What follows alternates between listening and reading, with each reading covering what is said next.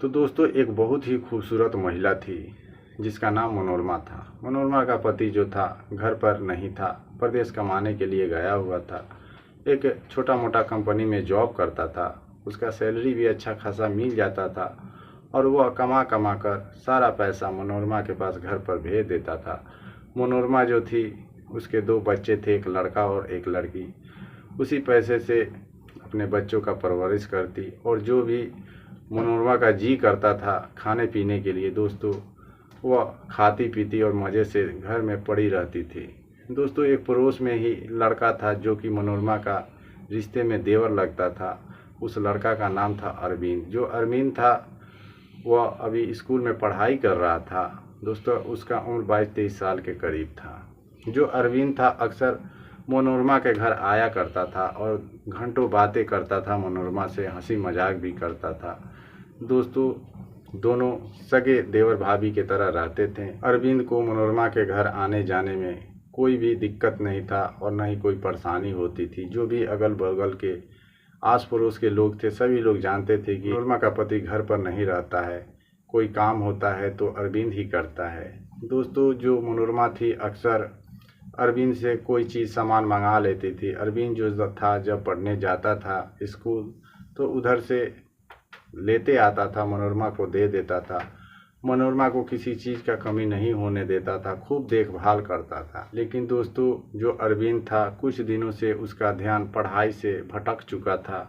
अक्सर वह मनोरमा के बारे में ही सोचता रहता था और दोस्तों मनोरमा को बेबस करने के चक्कर में लग चुका था। दोस्तों आए दिन दोपहर के 2-3 बार वह मनोरमा के घर आता, घंटों बैठता, बातें करता। मनोरमा जो थी वह अरविंद के लिए चाय कॉफ़ी बनाती पिलाती और दोस्तों कभी कभार तो अरविंद जो था वह मनोरमा के घर में ही सो जाता और दोस्तों जब शाम होता तो अपने घर जाता था। दोस्तों जो भी आस पड़ोस के लोग थे अब धीरे धीरे अरविंद और मनोरमा के बारे में दोस्तों गंदी बातें उछालना शुरू कर दिए थे।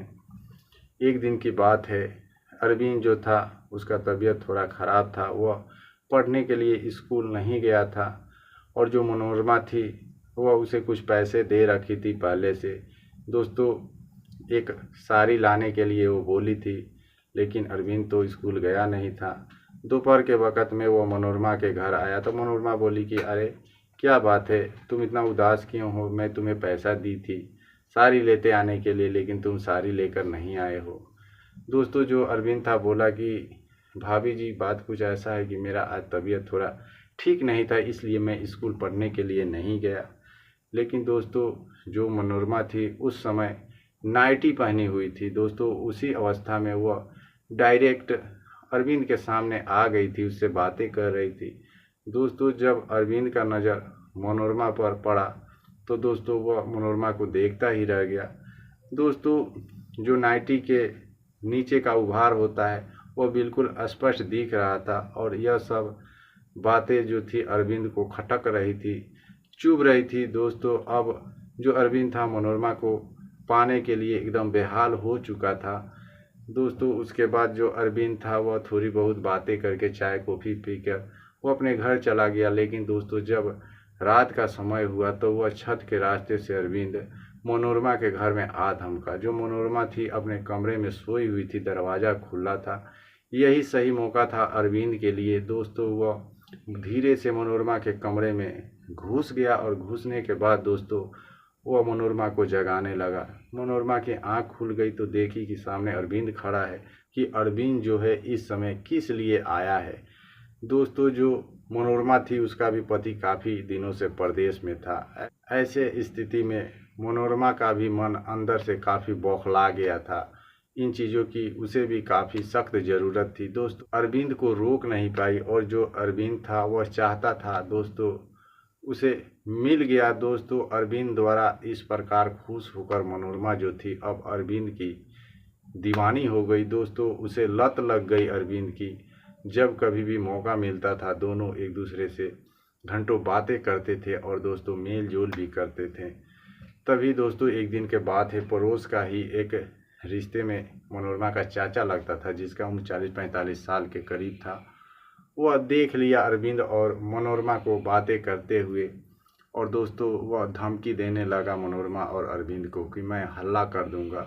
दोस्तों जो मनोरमा थी वह अरविंद के साथ एक प्लान बनाई कि यदि इस चाचा को रास्ते से नहीं हटाया जाएगा तो हम लोगों का काफ़ी बदनामी हो जाएगा, मेरा पति भी मुझे तलाक दे देगा।